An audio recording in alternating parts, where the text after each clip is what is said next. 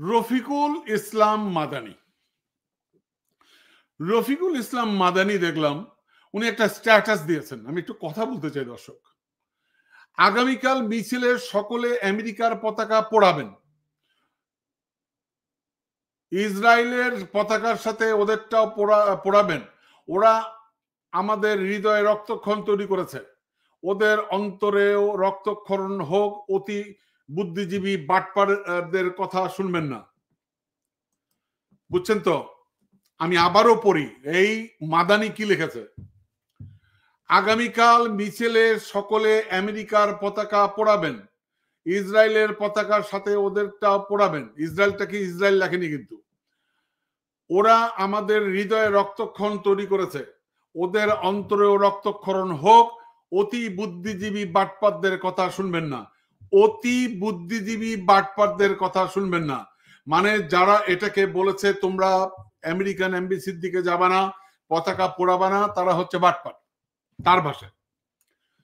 এই মাদানিকে আমি একটা কথা বলতে চাই দর্শক, আপনারা যারা আমাদেরকে দীর্ঘদিন ফলো করেন, আমাদের অনুষ্ঠান দেখেন, তারা দেখবেন আমরা এই মাদানিকে নিয়ে অনেক ক্যাম্পেইন করেছি, আমরা প্রতিবাদ করেছি।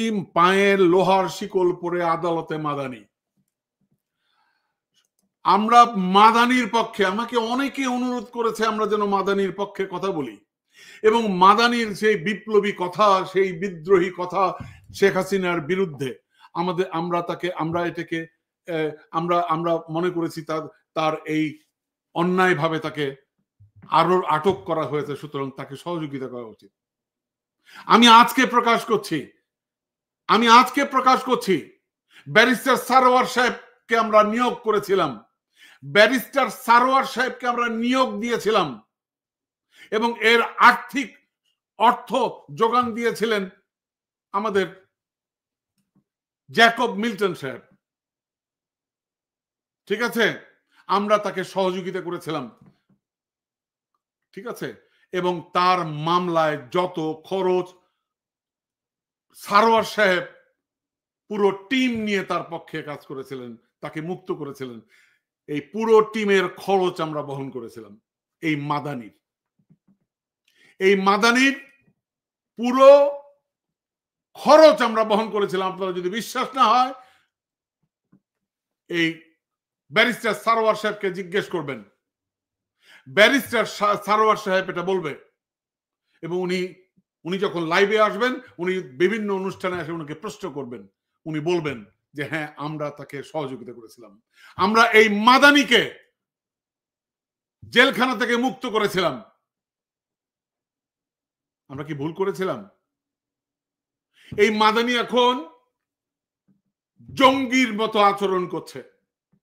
এই মাদানি এখন ইসলামের, আরে বাবা, তোমার রক্তক্ষরণ হচ্ছে, আমাদের সকলের রক্তক্ষরণ হচ্ছে। তোমার যদি রক্তক্ষরণ হয়, তুমি একটা প্লেনের টিকিট কাটো, চলে যাও, আমাদের প্যালেস্টাইনি ভাইদের পক্ষে যে দাঁড়াও, ওখানে অস্ত্র তুলে নাও, ওদের সাথে যুদ্ধ করো। তোমাকে কে মানা করেছে? তোমাকে কে মানা করেছে বলো? তোমাকে তো কেউ মানা করে নাই। তুমি স্ট্যাটাস দিচ্ছ, কি স্ট্যাটাস দিচ্ছ? আমেরিকান ফ্ল্যাগ পুরাবা। মানে আমরা এখন একটা বিপদের মধ্যে আছি। তুমি এই আমাদের দেশের যে এখন আমরা যে একটা বিশেষ পরিস্থিতি আমরা পার করছি, ইউনূস সরকারকে বিপদে ফেলতে চাচ্ছ। ইউনূস সরকারকে, এই অন্তর্বর্তী সরকারকে, খোদ ইউনূস সাহেবকে তোমরা বিপদে ফেলতে চাচ্ছ। তোমাদের উদ্দেশ্য কি? তোমাদের উদ্দেশ্য কি ইসলাম প্রতিষ্ঠা করা? তোমাদের উদ্দেশ্য কি ফিলিস্তিনিদের পক্ষে দাঁড়ানো, তাদের পক্ষে সলিডারিটি জানানো? No, this is not the way. এটা ওয়ে না।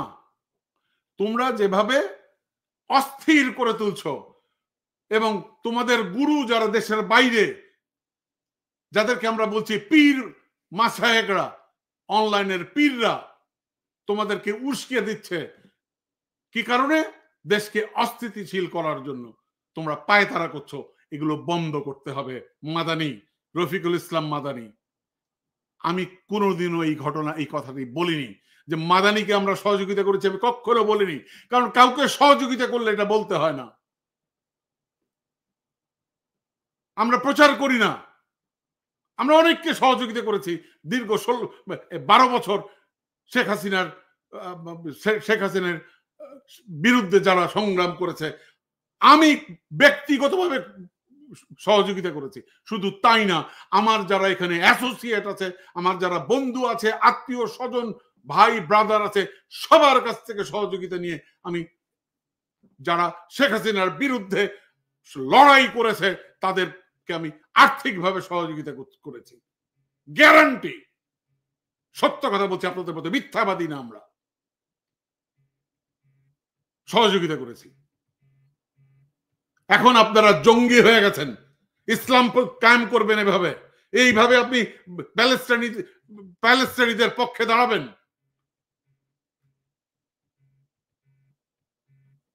This is the way. কে বলছে আপনাকে? আপনি আমেরিকার ফ্ল্যাগ পুড়ে দিয়ে আপনি প্যালেস্টাইনিদের উপকার করবেন? আপনি বাংলাদেশের 12টা বাজিয়ে আপনি মুসলমানদের পক্ষে দাঁড়াবেন? কিভাবে সম্ভব? How it is possible? সুতরাং Madani, cool down, cool down.